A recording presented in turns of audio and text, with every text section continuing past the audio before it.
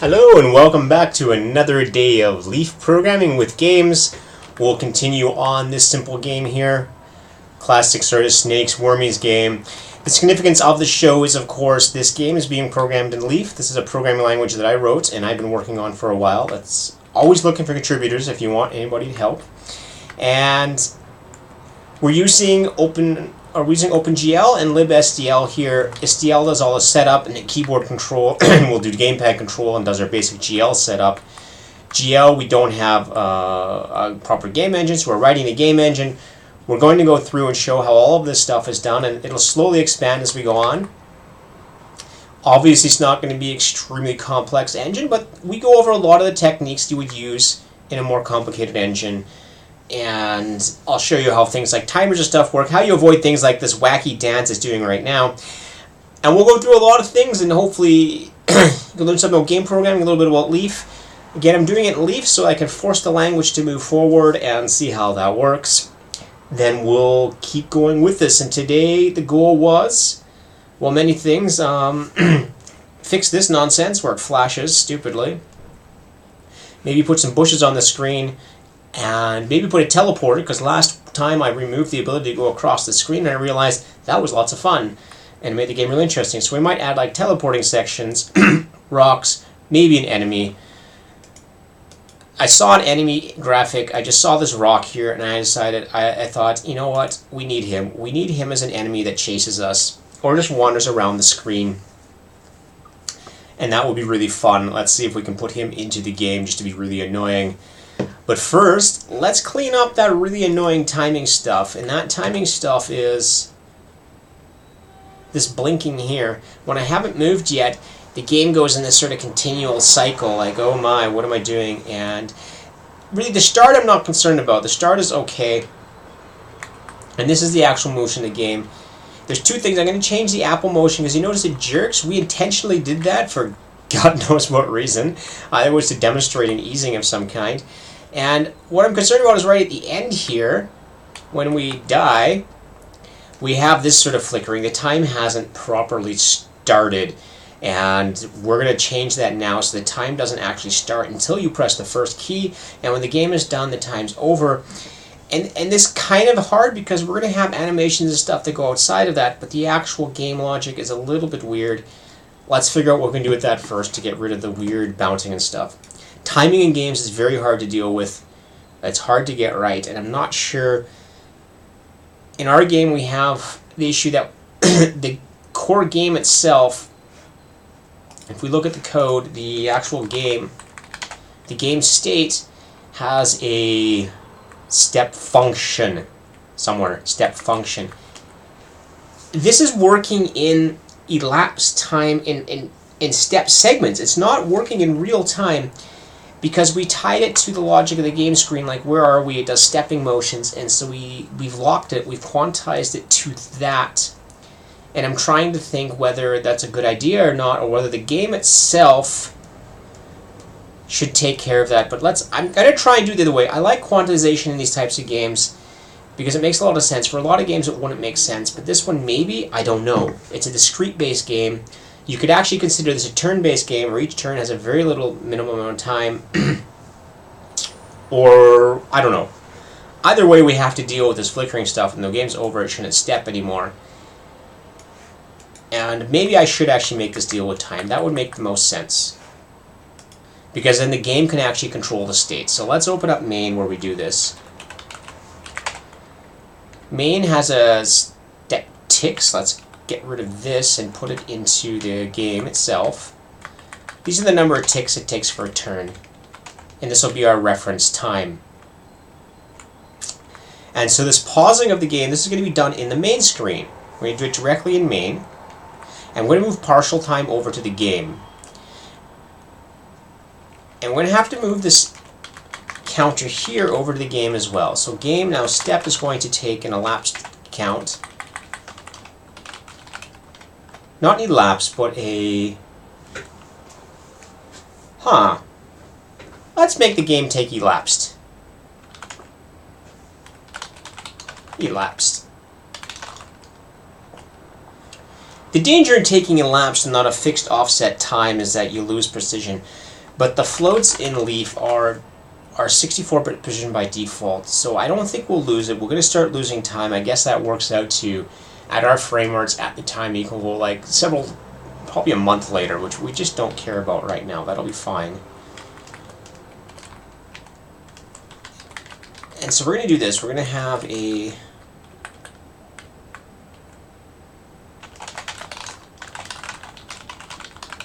step quantized, and this will just be the old one here.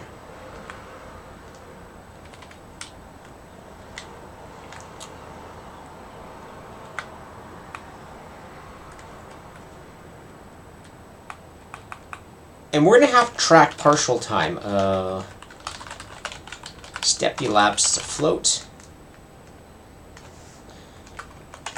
And so step elapsed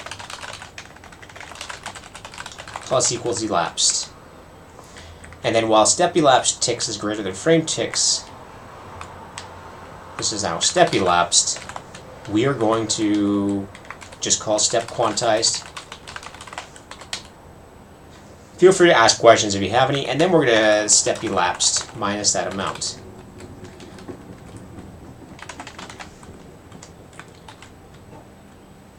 Okay. And we can actually fix up the end right now, and by saying we're just going to return. If we're not alive, we're just going to return from here, so nothing happens when we die. Yeah, and I think that's a bit more reasonable. We're also going to put the partial time in here, though. So we're going to expose a partial time.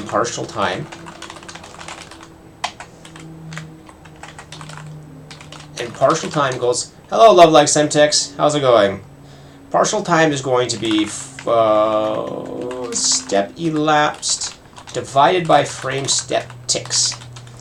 And so we have a lot of stuff to clean up with this. We're going to clean up main first. So if it's not paused, we're going to say elapsed ticks equals current. We can probably call a step directly. Current ticks minus last ticks. And last ticks equals current ticks. And we don't need the partial time. And the renderer can now... The renderer no longer takes partial time. It's going to be part of the state.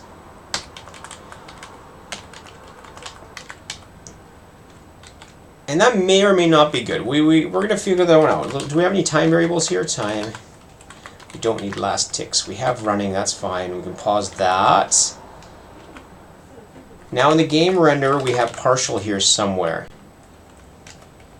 Let's just go to the place where we first call partial. And we could pass that down. This partial time now goes away, and to simplify our refactoring, we're just going to do this state.partial time and state.partial time. Let's see if we didn't make an error. Of course we made an error. No, of course we made an error. Renderer 6. Oh, that's right, because we had an outer renderer. So we don't need to pass the partial time in there at all anymore. We'll slowly clean that up as we get there.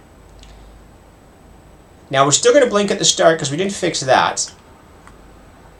What we're hoping we fixed is that at the end we don't blink retardedly. Good. Now it's perfectly stable at the end because the game time just doesn't go until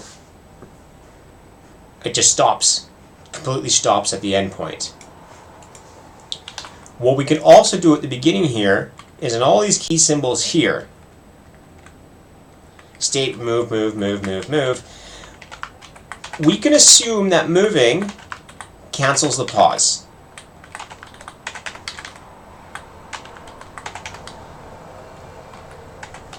Pause equals false. Now this is a bit of repetition. We're going to try and get rid of that in a second here and show off feature leaf. And, well, that didn't work.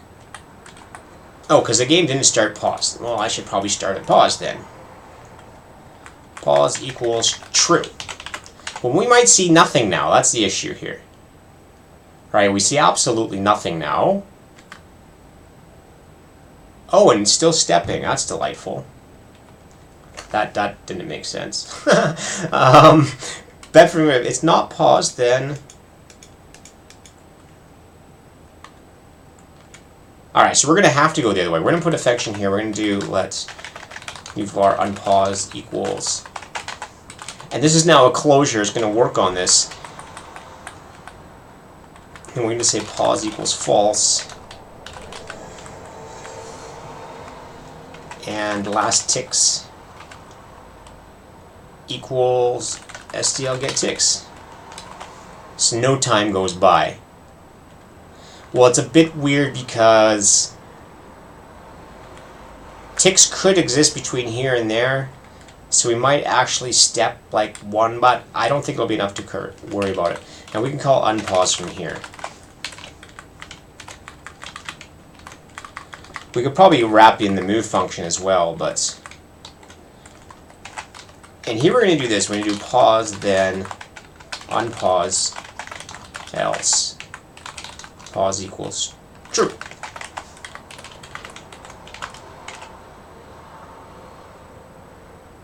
Alright, so I don't have the starting one. We're going to have to fix that. We have to show where the guy's going to start, otherwise it's no fun. I mean, we know by way because we don't have a randomness that shows where it starts. And now if we die, we should just be solid. And the same thing at the end, we don't show where we died. The partial time is gone. So what we should do is... This is going to be really weird. Where's the partial time? No, I want in the game. I want in the game where's the partial time. Let's start the partial time at 1. That's going to be really weird. And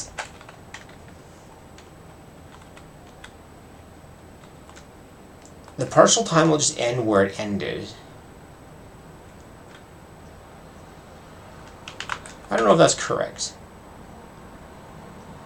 So we start correctly, and you can see the other ones, you don't really see where they are, and that's fine. You're going to have to start moving without them. Now at the end, though, you notice we're missing the end. It may seem like a minor detail, but I think it's one of these things we should address, because it's like, hey, we're gone. And that happens because when we do the tick, we don't actually move.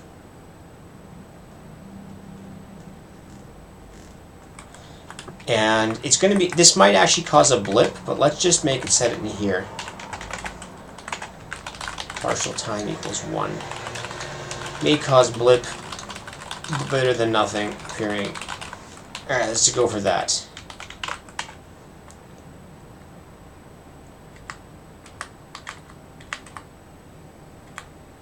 There. So we do have a blip, and I'm not so concerned about that. We do die.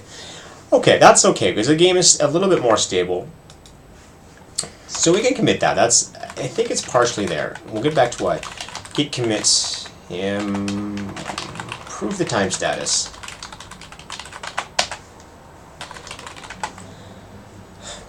What's bugging me right now is that every time we start the game, here we go, every time we start the game, we're always here and those things are there. And that's because our randomness has no randomization. So where is rand? Where do we put that? Random. No, not there. Random, I said. Random is right here. And it has this seed, the random seed. Wherever a random seed is, it starts at 1, which is, you know. Let's make a randomize function. Randomize. And... well, that's a stupid name. That came from like my old C programming days, and I don't know why it's stuck in my head, but randomize is like a really shitty name. Rand-init. Let's call it rand-init for some reason. But we need a way to initialize this. One of the classic ways to take the current wall time. And wall time refers to real-world time, as opposed to CPU time, which can reset, or application time, which starts from the time your program starts. We have all sorts of ways to get this time. And let's close it over there. We're going to get wall time right now. Wall time, yeah. And this has to be a C function. I don't have this yet, so I'm going to take this out here. I'm going to put the C function here. And we're going to import time. Does anybody know what time t is? Alias time t. This is probably an AVI long. I don't remember what time t is. What is time t? Is it standardized, or what is it? Or is it just a generic one? We have no idea how much this one's going to be, is it? Huh. These references never say what they are. Why can't they say the actual type? I know this is not... Is this a struct type or something? You know what? Doesn't matter. Let's just move on. We're going to call it... And I'm going to call it runtime. And I'm going to make it a private one here, runtime. I don't really care. We might have the wrong value, but that's okay. And time takes... And it's a really strange function. It returns the time and it takes the time, and it's really just weird. And it's one of the few functions listed to return efault if it's not addressable. It's just like, they were getting very specific back in the day, and they've since given up on such things. And the first parameter is an arbitrary ABI pointer. I don't even care what it is. And it's going to return a time t. And it's a raw no-throw. I still haven't cleaned up this nomenclature here. No-throw. And so what we're going to do is we're going to say random seed equals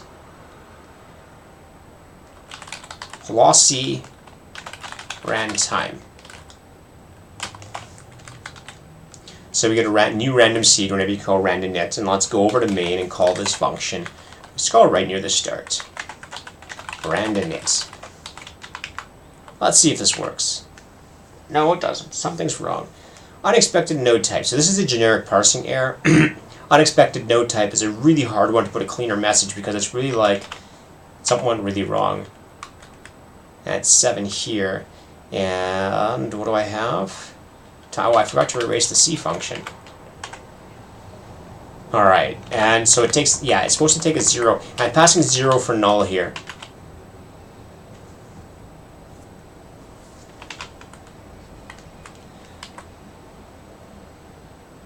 Alright, yeah, it's a signed value. Okay, so yeah, but it may be an ABI, it may be an int or a long. I'm going to assume it's a long. If it's not a long, I'm just going to get padded with zeros and it won't hurt us anyways. I'm pushing it to seeds. And, you know, we started surprisingly close to where we had already, because I don't think our start position's randomized, but the seeds definitely were. So, I mean, the other items were definitely randomized. Let's see, I think maybe I have the head position. We always start in the same place. That should probably be randomized. Game. Right here, head position. Delightful. And we're going to do random integer, 0 in size.x. Random integer, 0 in size.y. So now we'll start in a random place as well.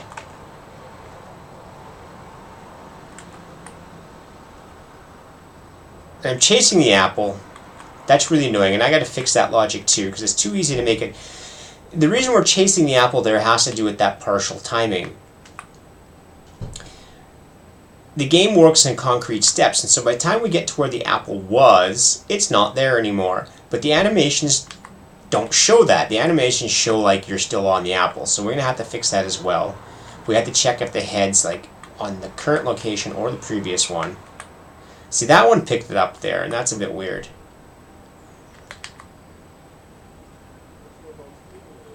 Living dangerously. Okay. So at least we have some randomness now. I mean, more randomness. Start a random location, put a random location there as well. What else should we do? That we should fix that when we eat me. Does... We have something here, eaten. We have an eaten function. Eaten. Eaten, eat me, eaten, chase me. But this is really weird. I said if it equals the current position or the last position, it eats it. And that doesn't appear to be working.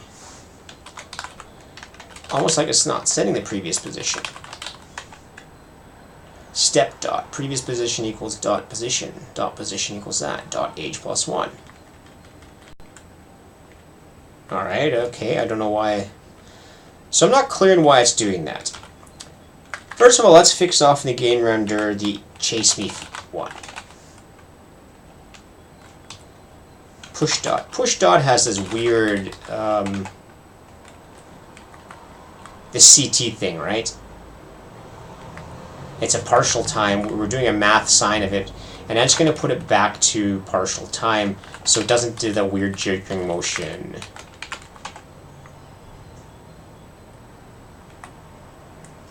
So now it moves smoothly. Well, not 100%. You notice there's some weird jerking, and this is a temporal aliasing to do with the time.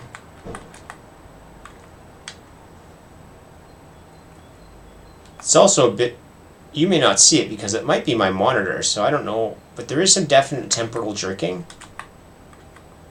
And that's a hard thing to get rid of in games. And there we seem to go right through the damn thing.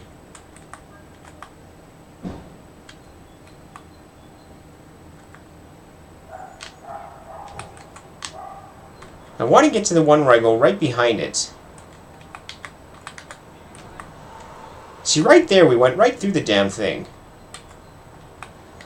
Uh-oh. Now, why was it? What situation did we go right through it?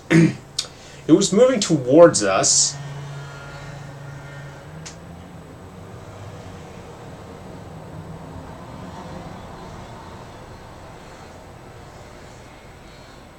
Ah, and I think I have an idea why. The reason why is, and if we think of this again, now let's see if this pause button works somehow. Okay. You have to think that this growing thing is on the current turn. So in the current turn, we're right here. So ignore this bit here is when this thing's full, when this is utterly full, we're basically, actually ignore this. You see we're already in the next position. So if the apple crosses right here, we've missed it. So it visually looks like we've probably missed this thing. And this is hard to deal with in these quantized games because you have to figure out, because we put this animation, if we get rid of the in-between animation, the user wouldn't be as confused about that happening. But because we have these two partial animations, we want to let them do it. And so we have there, you can see there, it really looks like we ate the thing.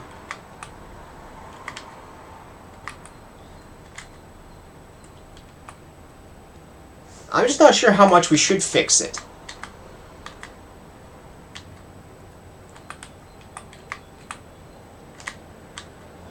Because if we go back there, it's fine. It's usually when we're running and it looks like, and there we even caught it too.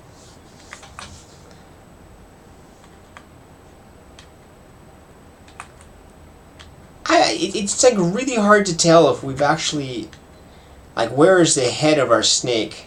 There looks like one we clearly went through it.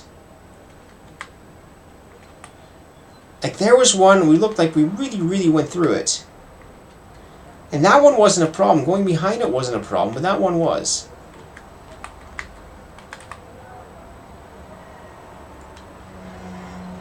Like we have the classic off by one air somewhere, but I can't figure out where. Because normally it looks like, but sometimes we walk right through the damn thing.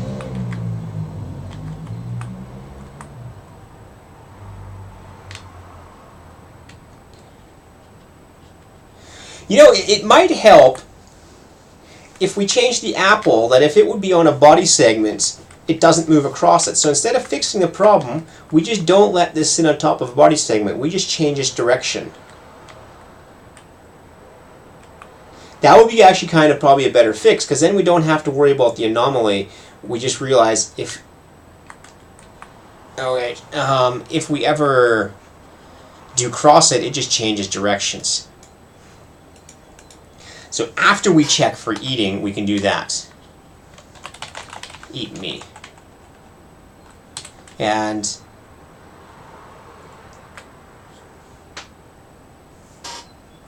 well, where do we call move? And okay, there's also this ordering to move, which is the issue.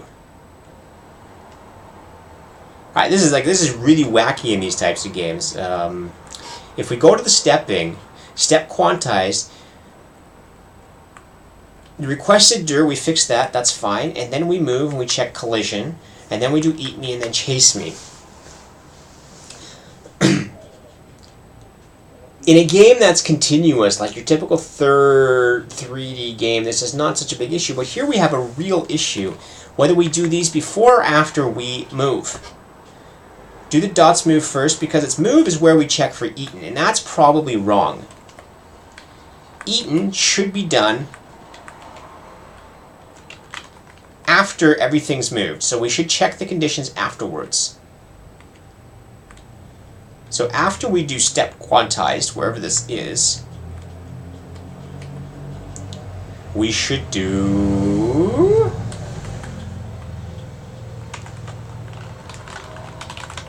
step check, whatever that means, step check. So we allow everything to update once, and then we check for updates, and that should give us a more satisfying view that we have. And we'll put check collision in there as well. Put everything in here, eat and chase me, and so everything updates at once, so we have a continuous view of the board, first of all, before we do the checking. And eaten should be, yeah, we're going to check the previous and next position, just because we know visually that's what's going to happen.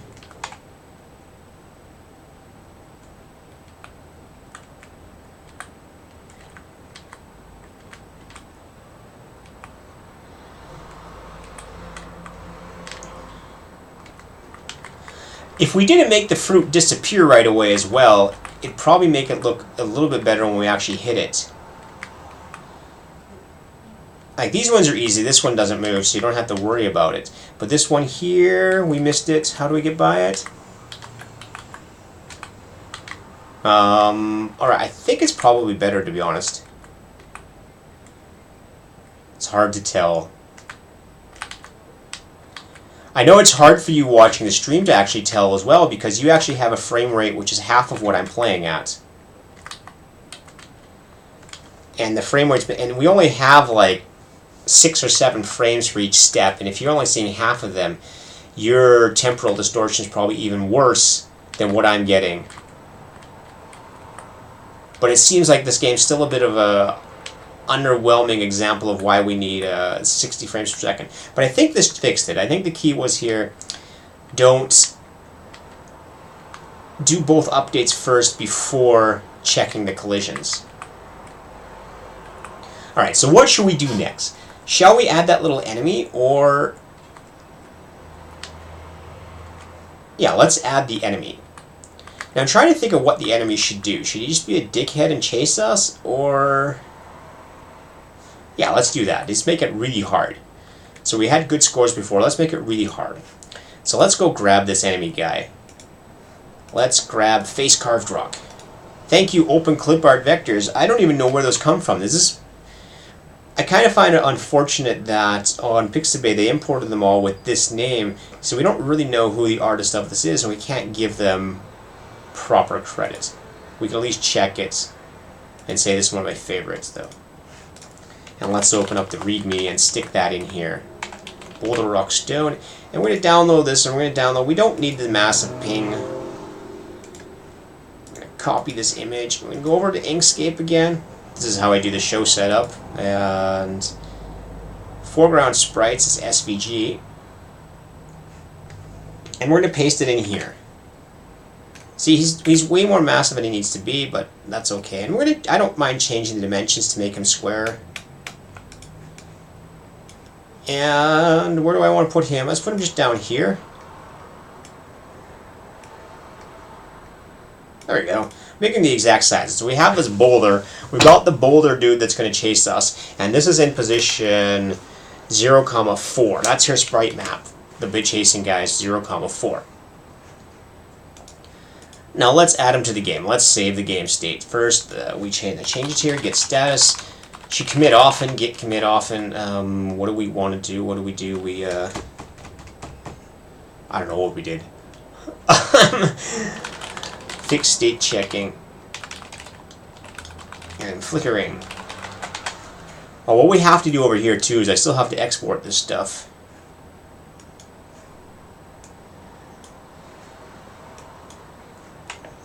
Alright, we export that.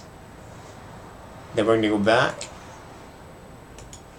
And we're going to close this and we're going to make game leaf. We're going to have another dot, var, and I'm going to put these dots in a list at some point. Now, chase me and eat me are kind of bad names now because now we have a monster. Let's just call him monster. He's going to be game dot. Set next monster.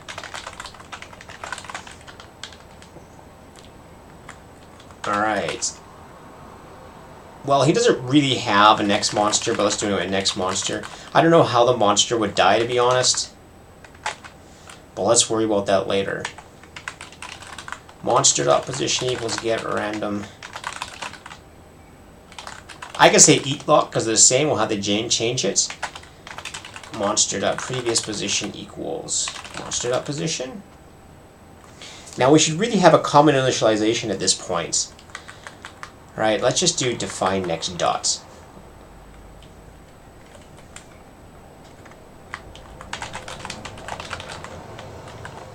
Next dot. And it's going to return a dot. So we can simply do this. We can do, you can do a named return value in Leaf. So we can say dot and give it the type, what do you call it, game dot. That'll default initialize everything in there. It's a tuple, so you can't do any initialization. It'll default, but we're going to sit all here anyways. We're going to take everything and set chase next to me and do next dot. And just do dot.position. So, like I say, we're using the named return value, and this is a property in Leaf. You just say name the return value and then use it directly. It has some limitations, but it works. And then you don't have to put a return because you've already said I'm working with that variable. In effect, it actually kind of works like with a return. It doesn't actually make any big difference in terms of memory usage, utilization. That'll all be up to the optimizer anyways. So chase me equals next dot. We'll replace that. Eat me equals next dot. But we're going to make a modification. We're going to say eat me.direction equals 0, 0. And I should point out this typing here. There's a lot of inferred typing and a lot of automatic type conversion in place. And this makes a lot of these basic things quite easy. I don't have to keep worrying about this is a position. As long as this maps to the position okay, it accepts it. Then there's no loss in it. And so monster equals next dot as well.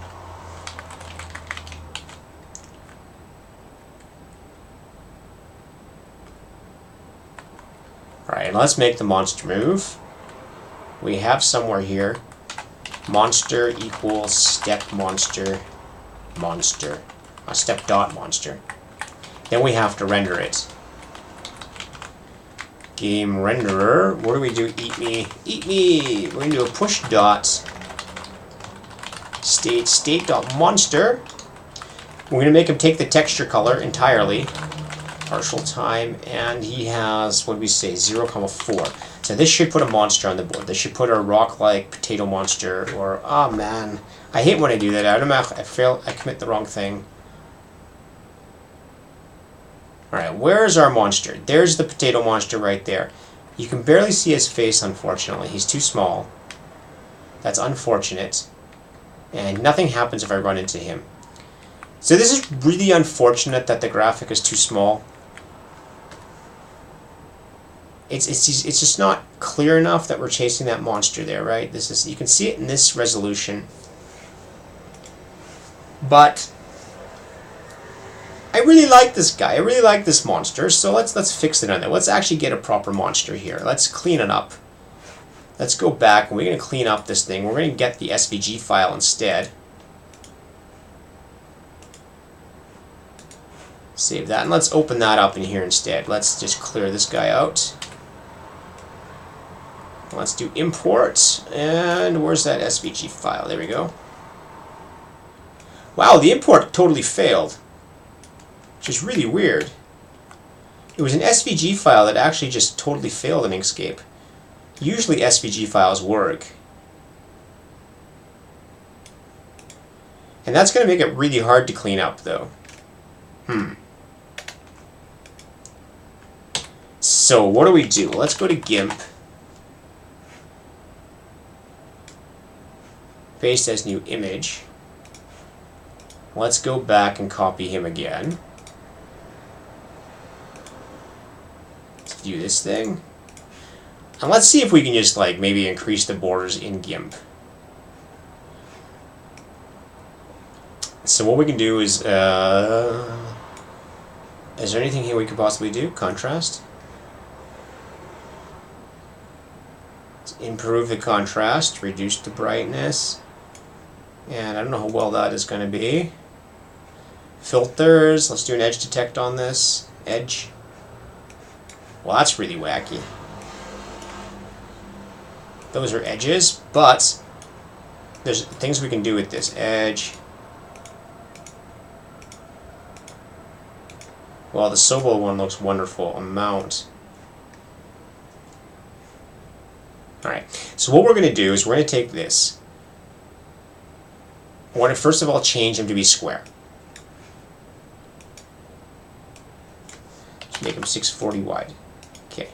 So now we have a square guy. We're going to duplicate the layer. I'm not really great at graphics work, and I'll put this back on the top.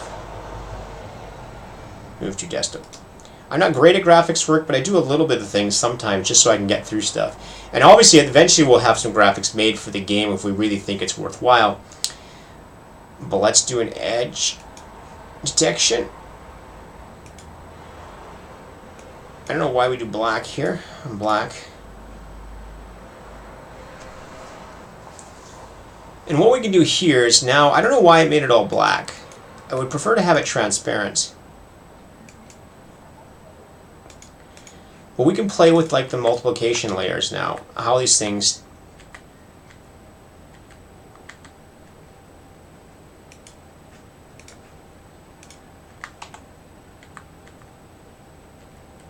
It's on the wrong layer now.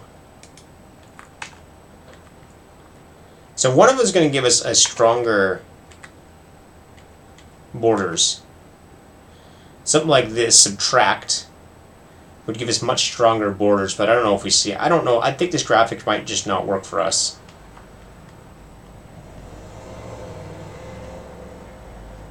Alright, so what do I want to do here? I forgot how to do this. Just do layer, transparency, color to alpha. Sounds good. So now we have hard borders, and now we can do desaturate this.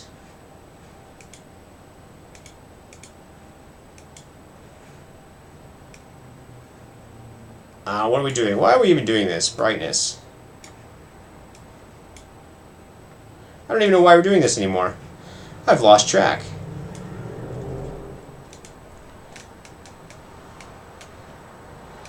Just so when he looks really small, we see a face. This may not be working out well for me. Let's grab another face. I'm sorry, Rock Dude. I don't have an easy way to make you appear. We'll just go for a monster then. Look for something that has clear graphics, monster illustrations. And we'll look for something that has a very clear head.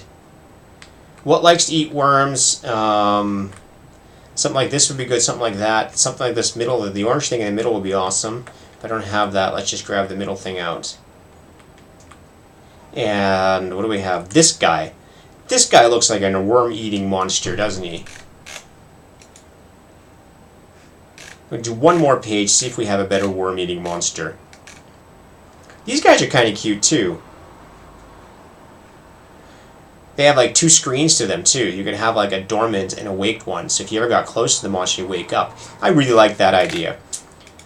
Let's take that, then. Sorry, Rock Dude, you're going to be demoted. I'll leave you in the README, but... Now we're going to take this one. Now we're going to download this, the vector graphics again. Now we should really download the ping graphic. Let's see if this one actually works, this vector. Go back to here, I'm going to import that. This is into our sprite map. Bear. That's a bear. Wonderful bear. Oh, that one worked perfectly. So now we're going to move him down to these little levels. We're going to split this up. There's two groups.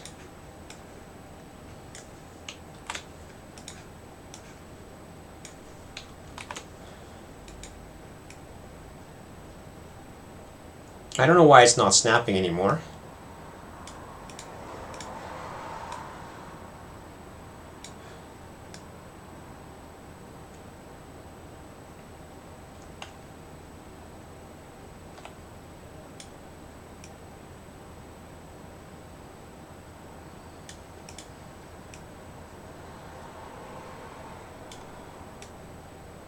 See, why does it not snap? It's probably close enough, but I'm going to make it a tad bit smaller, just so we don't get bleeding or missing bits. It's good enough. So now we have an awake and a sleeping monster. We're just going to deal with the awake monster at first. Export this page again.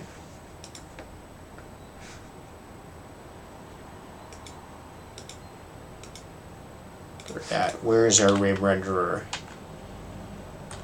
So this is in 1,4. So now we have a bear, and you can see, you know, he's a bear and nothing happens, so he is attacking us. He's going to attack us. Right now he does nothing. But we have the basic graphic, and I'm really worried about the temporal aliasing here. And what temporal aliasing is that when you have time that doesn't line up to the pixel size precisely, it has to move a bit more, but we shouldn't be doing any type of pixel mapping anyways, so I'm not sure why we have that type of aliasing. Unless we're skipping frames. But I can't imagine us being that slow that we're skipping frames.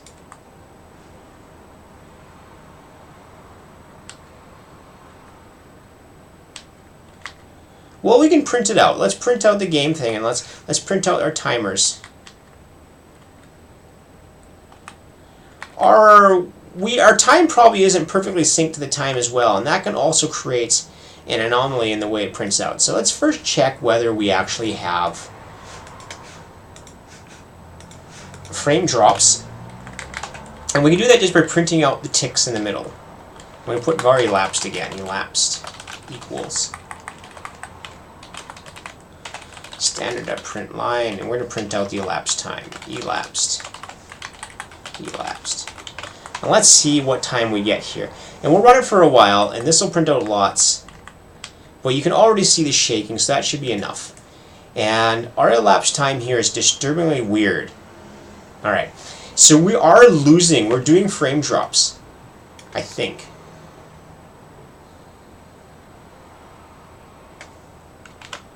Ticks is in milliseconds. Alright, so that's probably the biggest issue, is that we're not always under 16. I can't believe that we were doing frame drops already. I mean, leaf code isn't exactly fast right now, but we don't have very much of it. If I take out the renderer, what happens now? Do I get frame drops?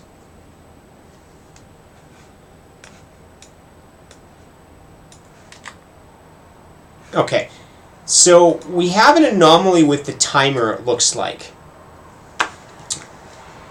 Something is screwing with us.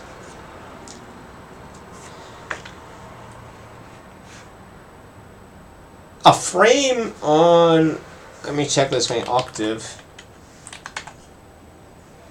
So if we have a frame, 1,000 divided by 64, or 60, each frame is about 16, 17 milliseconds, which is totally fine.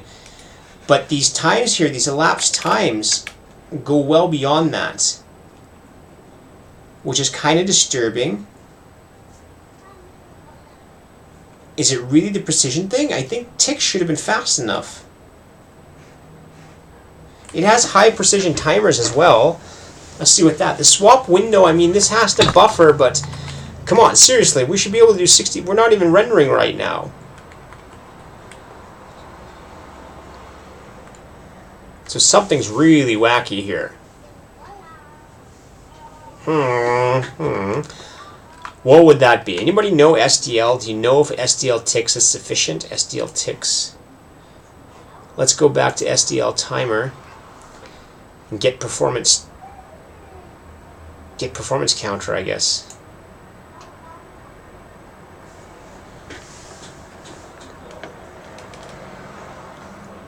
And what's wrong? I mean, ticks though. Ticks shouldn't be that far off.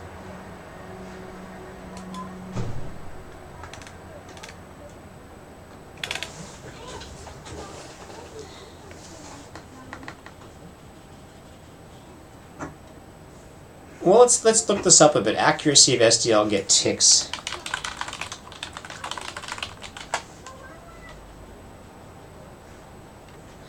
Although I'm still calling step. So let's get rid of step first. Let's really check out if it's our code before I start blaming SDL too much. I forgot why you have step in there. And no, it's still this random time variance. 12, 22, 23, 11, 12, 22, 16, 17. They're like random crap going on. Why on earth would that be?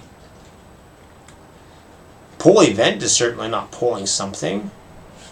There's no way this code is consuming that much time. So there's something wrong with SDL get ticks.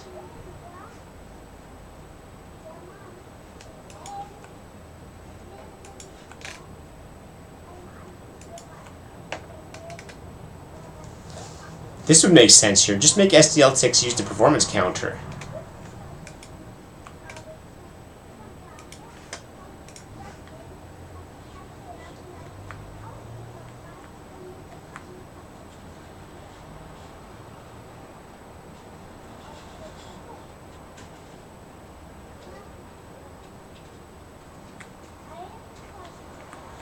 All right.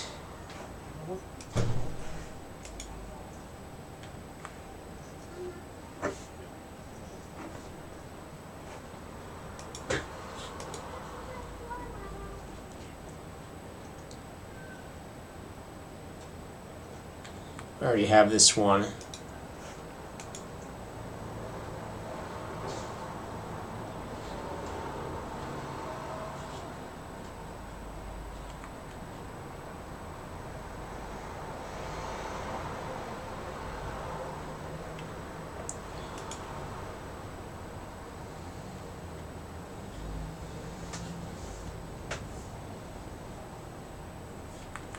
What is SDL pump events? I've never seen that.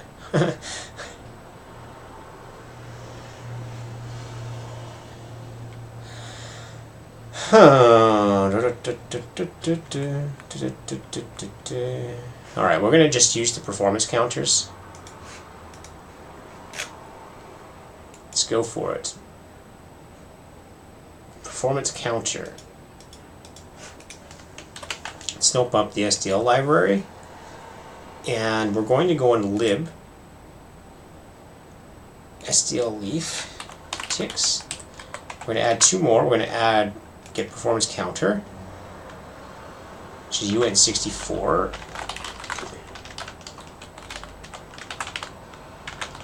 Get performance multi SDL get performance counter. And this returns a binary 64-bit, or no throw.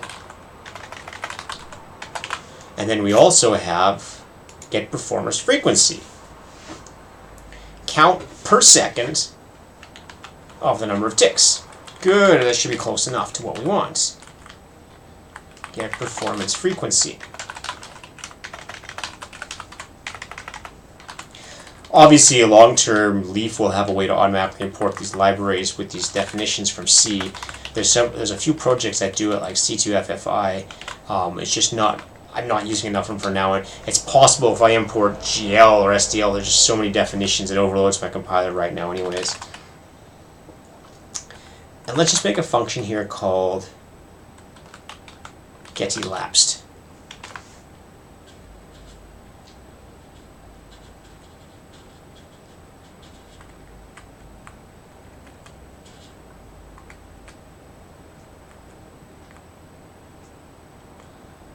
Alright. And this is going to return a float, actually. So that makes more sense. Bar count equals SDL get performance counter. And what are we supposed to return? Divided by the frequency? Yeah, that's divided. Let's do it that way. We just return it directly. Lossy float divided by a lossy float. SDL get performance frequency. Now, if you saw on one of the sites, why do I call performance frequency every time and not save the value? This is because this could technically change. It's unlikely to while playing a game, but if a battery like on a laptop goes into low power mode, your counters and stuff may change frequency. It's highly, highly unlikely, but it does actually happen, and probably just not while playing games, unless you've run out of battery power. Okay, getElapsed. And so we're just going to call getElapsed now.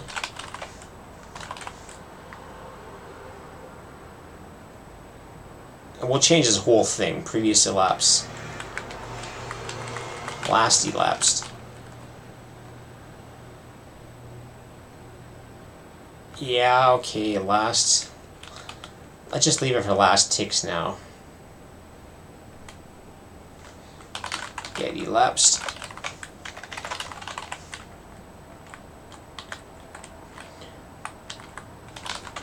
getElapsed. Which now sounds like a poor function name, but I'll live with it for now. getElapsed, getElapsed, getElapsed, getElapsed, getElapsed. Print line elapse, state step elapse. Let's just see what it comes out with now. Well, this should be getElapsed minus. No, that should have been fine. That would be current ticks, and this is here getElapsed.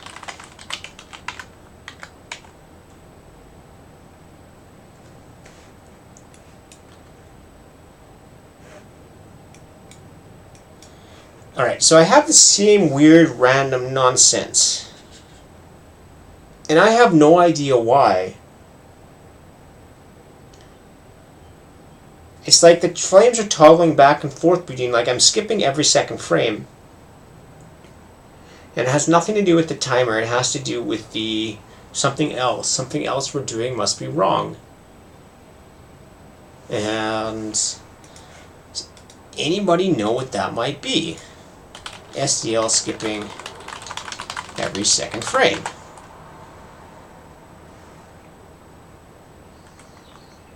Oh, there's an average FPS measurement?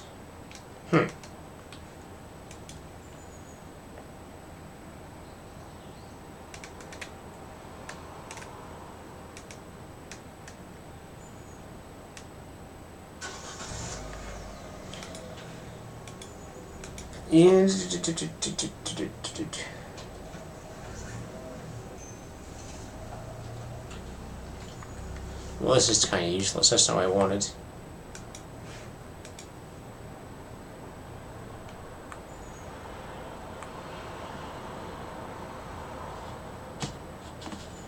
I don't know why it's going so slow. We're not actually rendering anything right now, if you saw. This is just the comment out rendering, comment out stepping, and already SDL is giving us weird frame rates.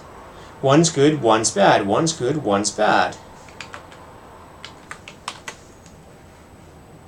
Like it's not lining up with VSync somehow or whatever. I don't know.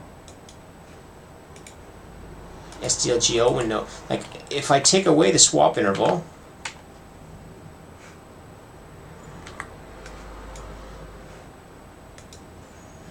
I probably just set it to 0.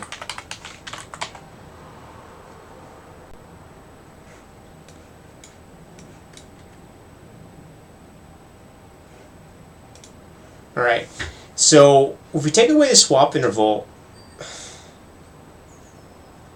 we occasionally get these really big times in there. 11, 11, 11, and it's so bad, they're still within range. So I honestly don't know what's causing us to lose frames like that. There's something weird. And it's going to be an SDL issue. I don't know what it is. I really just don't know what it is. And that's causing that weird temporal distortion on the screen because we don't have a consistent frame rate. Shit. That makes me sad. We're going to change the state stepping to be that way too. Frame step is now... And when it mismatches with this, that makes it even more of an issue. Frame step.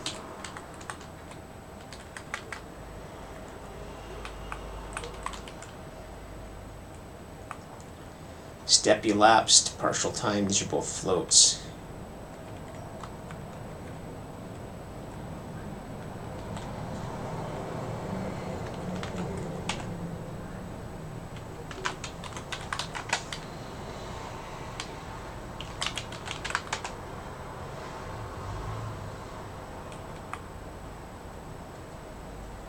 And so that's the jitter. I don't know if you can see it. It's the jitter on these things that are moving is because of the fact we're skipping frames.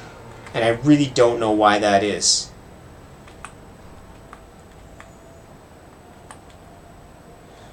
I do play games with these drivers quite often on Linux, and I don't see that skipping.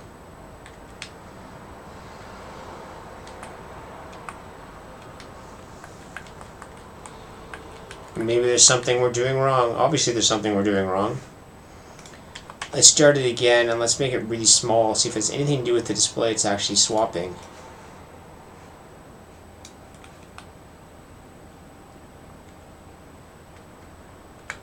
I still see the jitter at this level. Well, I'm going to move on. We're going to have to live with the jitter for now. But if anybody knows how to fix SDL jitter, I'd be greatly appreciated because I really don't think this is something we're doing wrong here. And like I say, even if I remove my state stepping and I remove this, and I remove the rendering, it still fails. It still does frame skipping. So it's not like it's because Leaf is slow, because Leaf is really not doing anything in this loop. It shouldn't be a problem whatsoever. But alas, we move on. Let's make the other monster now, Game Leaf. Step check, not eaten. So step check, we have an X step like eaten. Now we're going to do one thing, we're going to do another one. We're going to say, what does eaten actually do? Does it use an equals thing? Equals? Yeah, equals. Equals head position and monster dot position, then we died as well. Live equals false. We're dead. We died. Let's see if we actually died. We're running into him. We die. Dead. Bah. Alright. Now that's a simple monster, of course. You just avoid him. That's not too hard to avoid him.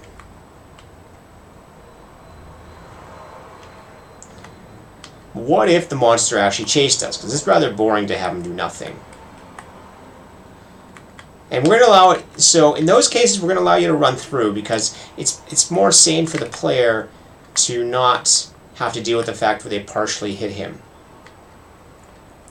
Okay, after this stream I'm going to check to see maybe my skipping is due to OBS, but that'd be really bad. I should be able to stream. I have 8 cores and I'm only using 1 here and 1 for the streaming. Alright, whatever.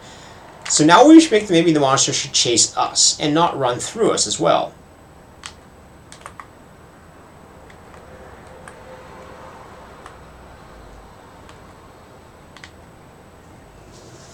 And how are we going to do that? We're going to do that in a rather inefficient way. It has everything in this game. We're doing it inefficiently at first. And because our frame rate is coming from somewhere that's not our fault at the moment. And we'll just make a move towards our head. But he shouldn't walk into us. If he hits us, then he should stop. Alright. And I'm just going to close this before it gets my way. How do we do that? Let's make him move. Game. We want to do step dot.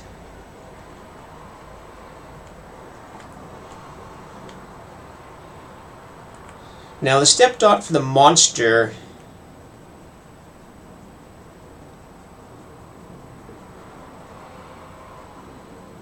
we could just make the fruit and the monster do the same thing. That if they land on something, they get a new position. Let me do that. Let's do that. Var end position equals whatever this is.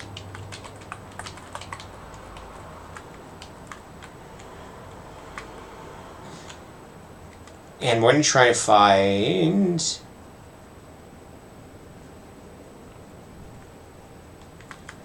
does collide. I'm going to give it a position here now. Position is a point. And what do we call does collide? Does collide body, I guess. Does collide body head position. Position does collide body. Now here, does collide body end position, then else dot position equals end position with a step. Otherwise, we leave the dot wherever it is, and we give the dot a new direction. Dot direction equals new direction, or get direction. What do I call it? Let's fix it up here. Random direction, next direction. Whatever that means, next direction.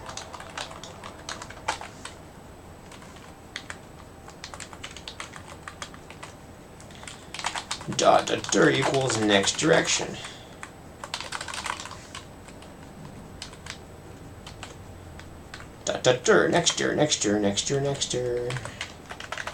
Next. And he won't move that time. So I'll pause and move somewhere else if he hits us. And that's the same with the fruit. So that's going to make the fruit really hard to get, because they're going to walk around on us. But it also makes it easy to corral the fruit in.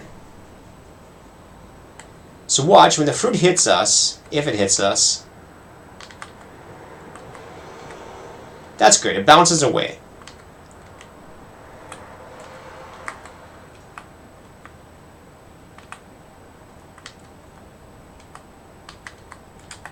Well, that was kind of stupid. I don't know why I ate that one.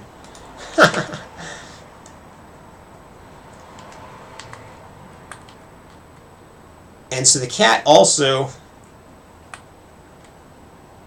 or the bear as it's called, also just changes its direction. And there's nothing we can do to stop him. So we have the bear now, but I wanted the bear to move towards us.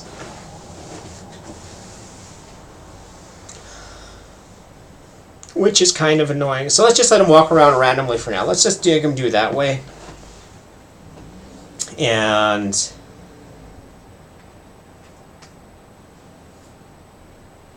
although we could check, if we ever get within range of the bear, then he starts walking towards us.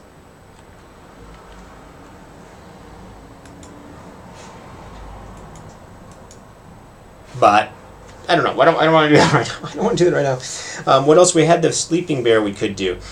I'm not going to do too long today, though. I'm going to do that. I think I got the basics. Let's do one more simple thing. Let's add some random bushes to here. And I don't want to have multiple. Just add just one random bush. This shrub looks like a reasonable shrub to add. It's also from CLib vectors, so let's take that one. Feed me.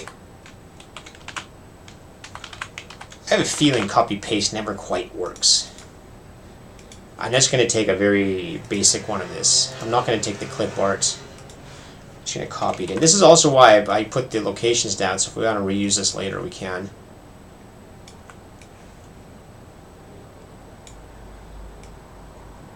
we go. So now we have a bush, and the bush is on 2, 4. 2, 4, we have a bush, and we're just going to add a whole bunch of bushes to it.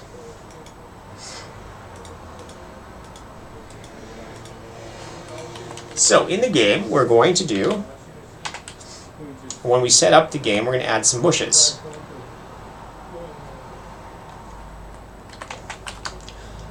For I in standard.range 0, how many bushes should we add? Well, 20 would make it really hard, so let's just add a 10. Let's see what happens there. Let's do add bush. And the bushes now are going to be a collection of dots. And this is where we might want to start changing the dots anyways, because we're going to have a collection of it anyways. Collections.vector game dot. Alright, so where we add a bush? We add a bush. Fine, add bush.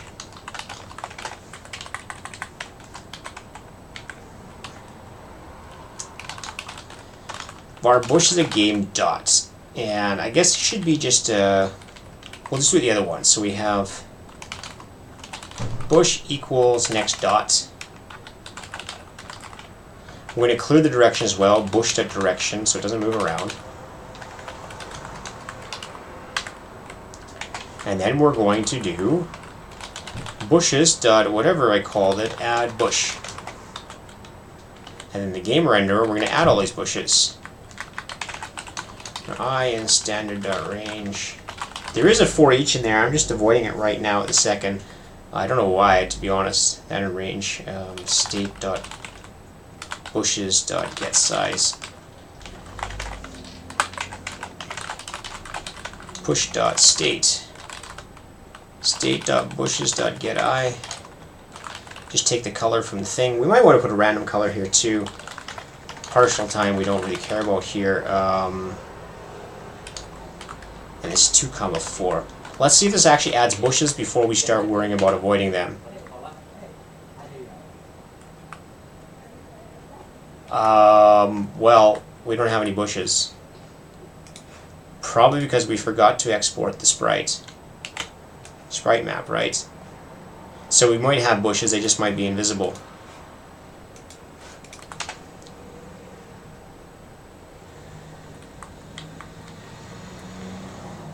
Something down here looks like it might be a crazy ass bush.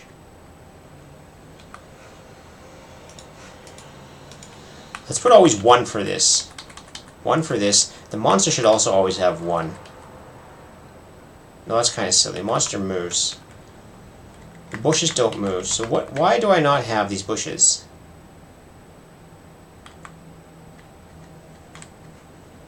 They're like tiny down there.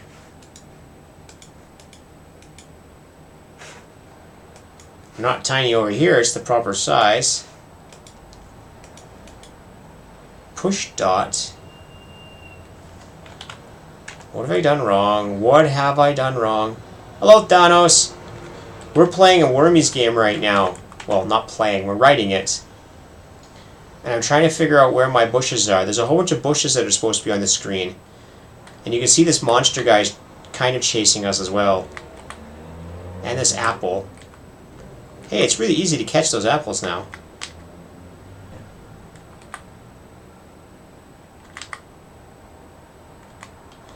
I'm trying to figure out where my bushes went to. Add bush. Bushes add bush. Standard print line. Bush at bush.position.x. Bush.position.y. Where are my bushes? Uh-oh.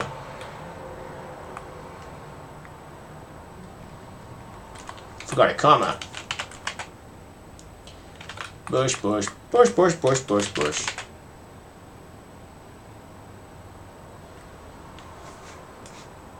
Bush. There's bushes all over the place, but where are they? Why have we not shown the bushes? There's like some weird stuff half drawn here. The bush locations look fine, so I have a feeling that this is correct. state bushes get. Bush, bush, bush, bush, bush. Butter, butter, bush, bush, bush.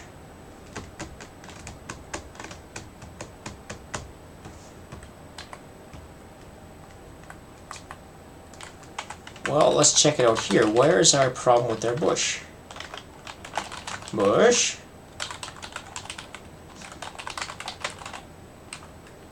Let's just check X. That should be enough to show that it's there. Oops.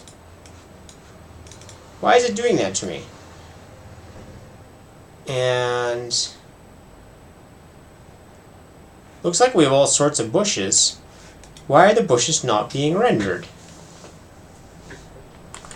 Let's render the monster as a bush to see, just make sure it's not something weird in the graphic. So the bush graphic is there. I made the monster a bush. But my bushes are not appearing.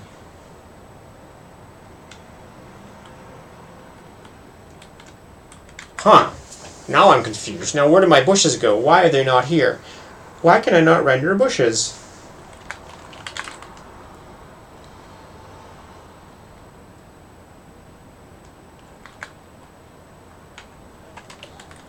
What if I put the bushes first? Does it make a difference? It shouldn't make any difference.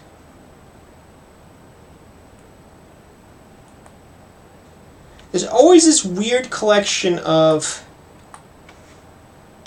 5. You see, they're always kind of grouped together somehow.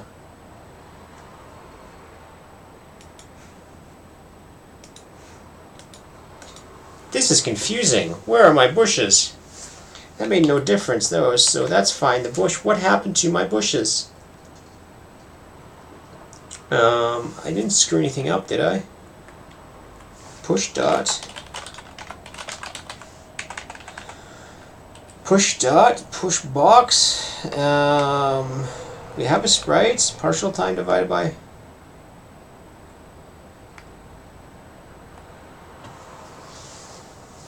That zooms them in. Oh, the age. We never stepped them. They need to have an age to them. Love like some things they do, and it's exactly what I just found is that the age. All the things zoom in, and we're just going to give these things a larger age. Bush.age. This say like really large, so it's always there because I'm not stepping the bushes. So the bushes never get their age, so they never actually step in. There's some bushes. There's only 4 of them though.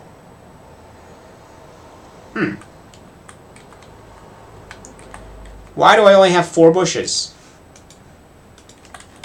Let's put 100 on here and see what happens.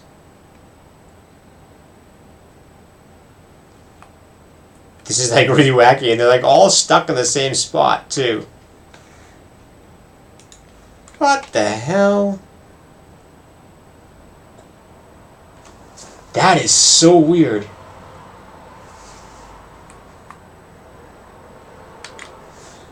What's up with the bushes? What's up with the bushes? Standard print line. Bush. Bush.position.x, comma, bush.position.y. Where are my bushes? Yeah, love like it can't be that bad. I mean, everything else goes into a random spot, but the bushes always get grouped together. And like, look here, the bush is actually getting. The bushes are going in a lot of good locations, but it's just some of them aren't being displayed. It's like only the ones in a tiny little area are being displayed.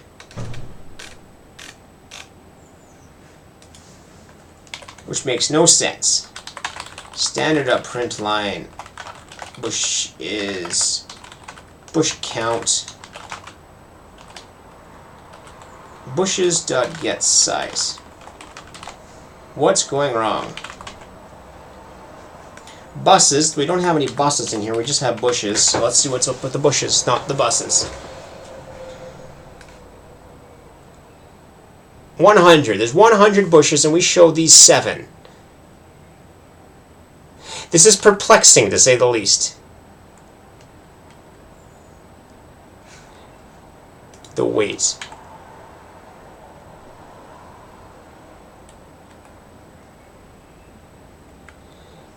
Maybe it is a bad random, because you notice everything starts nearby there.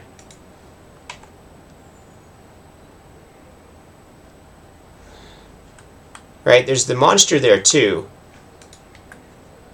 And the starting dot, and everything that seemed to be happy with that. But, that said, the bushes do cover the whole screen when we print them out. So what's going on with the bushes? Alright, this has a very decent range of bush values. There's only certain ones being displayed, though. I can't decide if this is a drawing error or a... It almost seems like a drawing mistake.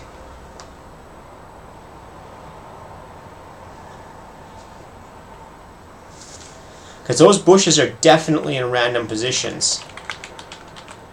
We'll go back to the renderer, and what do we actually have?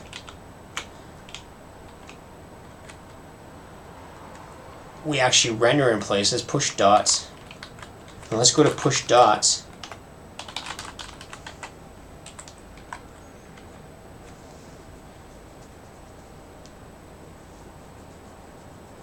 Previous position, space position, that's fine.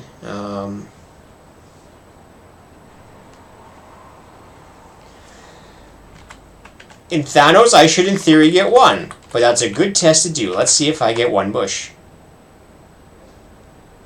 I do get one bush. At least this time.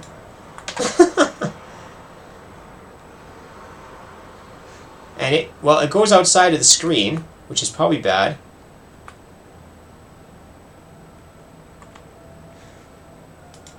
Something's wrong with the bushes.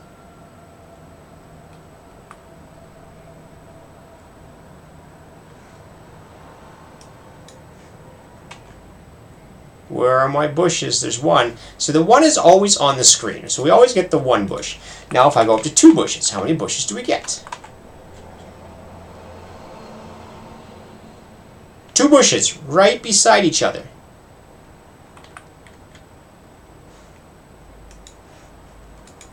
And 3. It's like it's covering a very small region of the screen. 3, we're already missing 1 bush. Let's see what those bushes are. I'm going to get that line and put 3. Where are 3 bushes?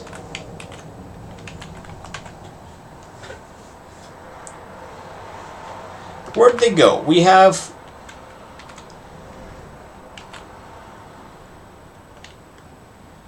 Yeah, Thanos should be able to view. Nothing but a lurker. We're not using Rust here. Unfortunately, we're using my language, so I can't even blame Rust at the moment.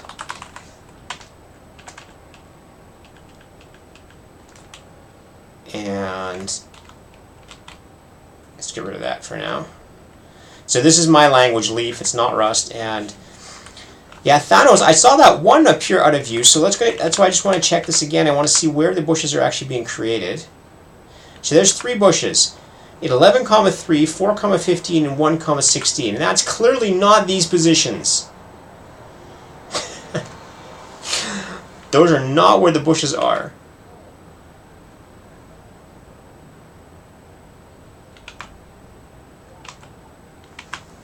What's wrong with my bushes? And again, this is 24. So the randomness and the bushes are being created correctly. Now what's really shocking here about this is that everything else in the game goes in the right position, or at least it's self-consistent. We have the worm, we have these guys moving, the collision actually works, and we eat stuff, but why are the bushes somewhere else entirely? And this starts to sound very, very suspicious. The bushes are totally in the fine location. Good. Age. We're going to push dot.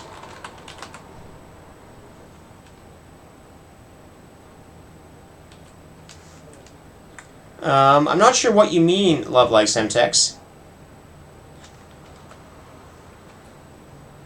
The bushes are game dots. So I do bushes.add, and the bushes are a game dot, and it's a collection of game dot. But I'm just going to check through that it makes here. I'm going to do a push dot. I'm going to do an output on push dot here and see what it gets. Push dot dot position dot x, and we'll see right here if it's actually surviving or somehow we're losing the value in the middle. What dots am I pushing?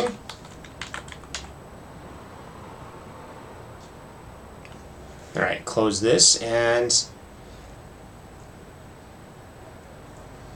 10. Let's get rid of the other push dots so we know we're only pushing bush dots. Push dot, bush dots. Let's get rid of all of these. And so now the output's going to be, and let's just do this so we have a print thing, standard.print line. We'll just print one empty line.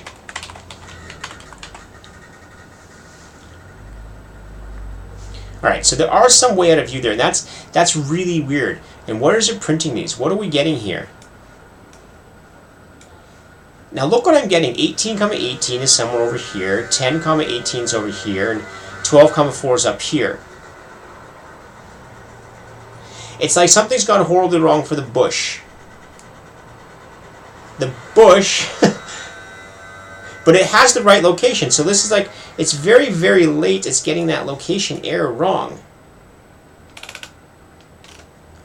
Wacky, wacky, wacky. Why is that?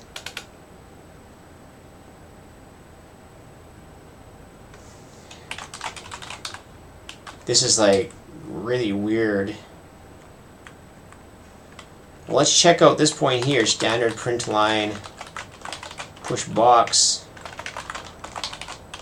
Let's check what's happening here, but this is starting to smell of some weird compiler error. Damn that guy that wrote this compiler, he doesn't know what he's doing.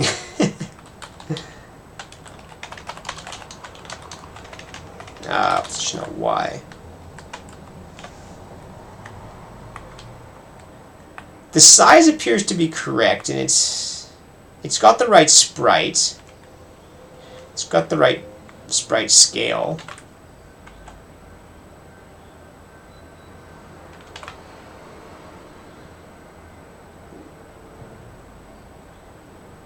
Push box all has 13, 8.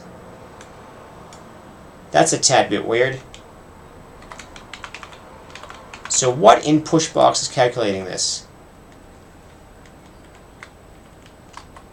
Does it have a previous direction? Let's find out. Let's figure out what this chaser is. Maybe there's something of the setup of the dot wrong that I'm not seeing correctly.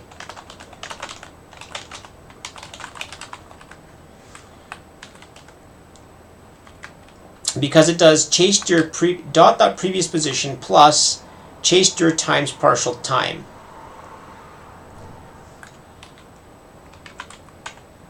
Let's figure out what that is.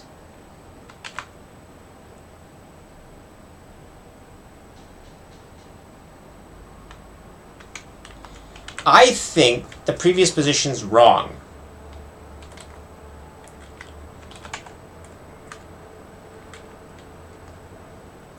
And I think it's the setup here. I think we forgot to do that when we construct these things that aren't going to move. Right here, chase me dot position. Damn it. Dot position. Now I should have bushes. Now I have bushes. So that was it here. I was not initializing the previous position.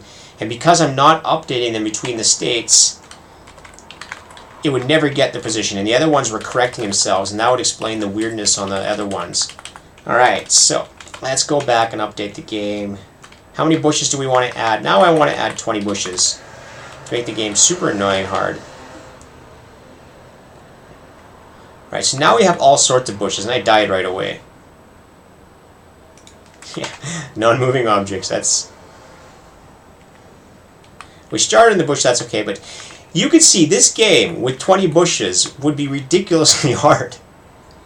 I mean, for initially, but that makes it fun. Let's make us collide with bushes now. And those little guys walk around, so it's almost starting to look like, honestly, like some kind of game. But I wonder maybe should the apple, the food, get to go through the bushes? And the monster and stuff maybe as well, but now let's just make everything avoid the bushes. Because this will make it more fun for when we write the AI eventually, as we did in Tron, to avoid the dots and bushes and stuff like that. So now we have these, and let's finish this up by making us avoid the bushes. We'll do does collide body. Does collide body, we're actually going to change now to be just does collide. Does collide, let's say board. It'll exclude most things. It'll include the body, but it's more generic. And we're going to do the same thing here again. Var at equals, not body find, but bushes dot find. And this is a closure here that we're passing to the function. And it's a parametric closure. You notice I don't have to give it the type. And it's the exact same one as above, so we might want to extract this, but let's do this.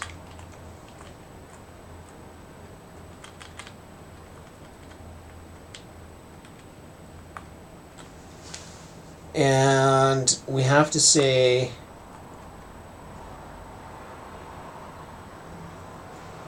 it found a body position and it's not the last position. That's fine. No, this only applies to that one. Oh, here we just return has at. It's hit something. Oh no, but it...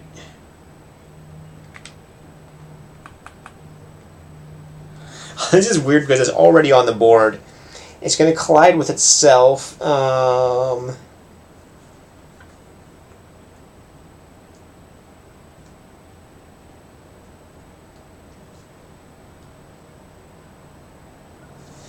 So it said to define the last body, does collide.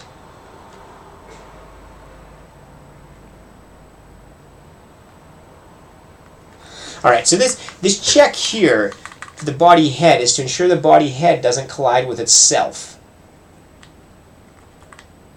So we need this thing like the exclude head, a boolean.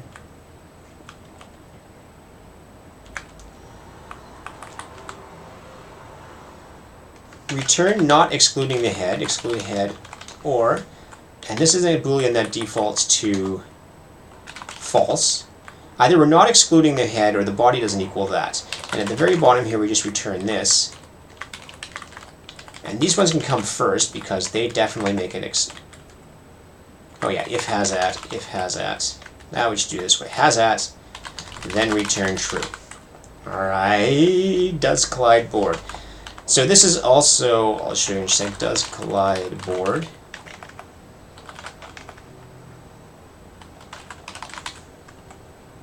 Check collision head position. Now we're going to put true. So this is another feature of the Leaf language, the default values. And these default values are a bit weird that they're actually set by the receiver, not the caller. It won't make a lot of sense. It won't make for most programs a big difference, but it definitely does that. It solves things like whether you see the definition or not. You can actually cast this function as something that takes an optional head instead. Alright, whatever, it's unknown operator. Where do I use that? Oh yeah, because they don't have that, it's not. Yeah. Or use the right operators is important. Where is that? 211, I'm calling the wrong function. Point. Oh, this is a dot. Dot position. Let's see if this actually works. Oh no! Duplicate symbol! Alright, there's a duplicate.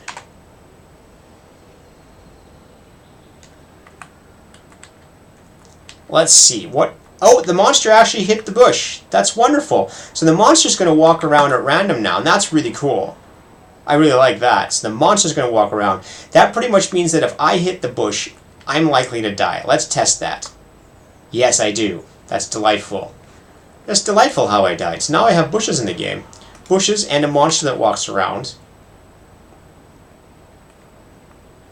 And where am I? I'm up there. Now I'm almost thinking we should go back to the blinking so you can figure out where you are at the start. Because now when there's so much on the board, it's a bit hard to see where you are. Now this game actually gets challenging now that we have these stupid bushes in the way. already loving my own game by putting bushes in it, and getting these other ones.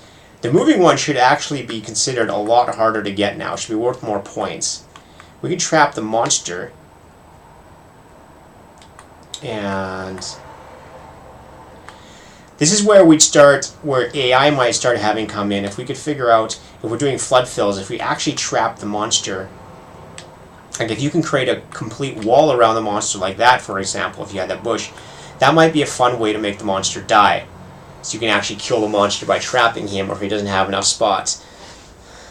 And then another one comes out. Alright, so we have bushes. We have one-size bushes, which I think is actually enough for now, one-size bushes. And what else can we do with that? We still can't restart the game. Notice I have to restart every time before I can do that. I wanted to do the alignment at the top, but I think we're running out of time for today. Let's just... What else should we do? Let's see if I create, like... How many bushes does 100 bushes look like? Does this become impossible?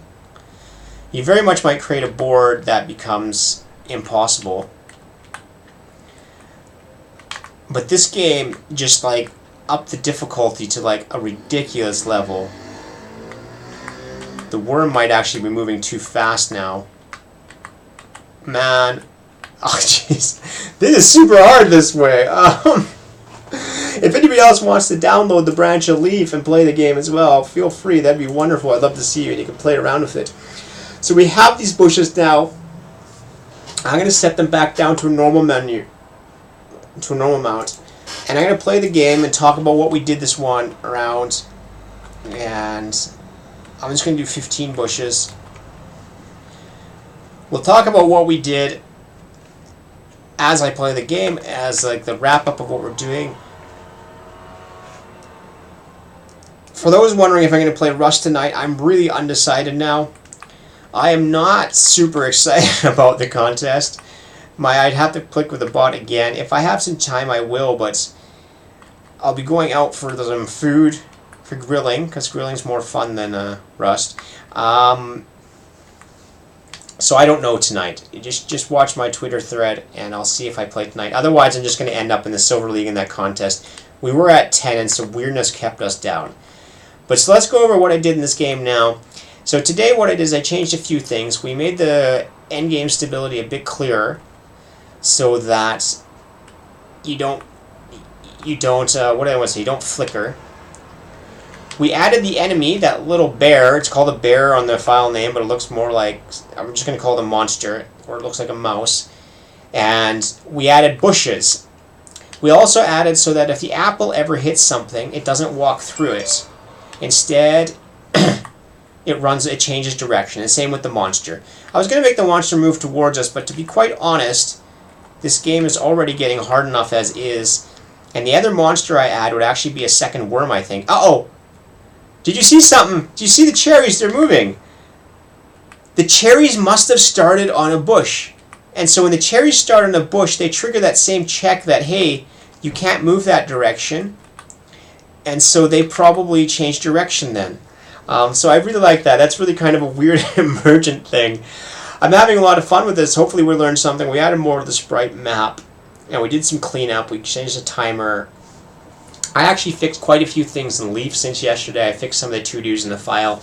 Nothing too drastic. But I did make one significant change. And I'm going to close this.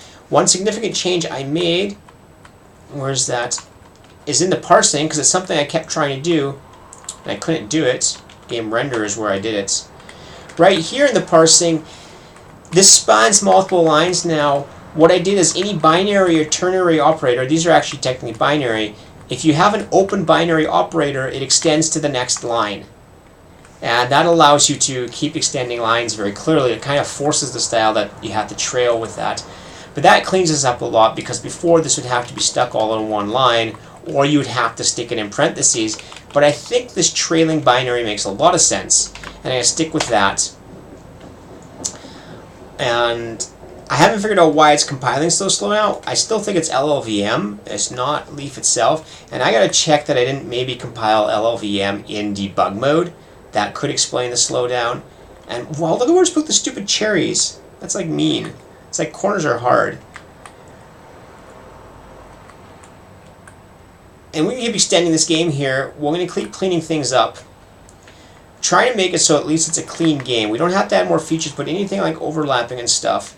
And the apple is doing something fun now. It's automatically in there. The scaling in of the new cherries is wrong. Now watch very closely when the cherries come in, except when I died. Never mind. We'll get back to it next time. I hope you enjoyed the show. I thank you for having me here. Thank you for watching and giving comments.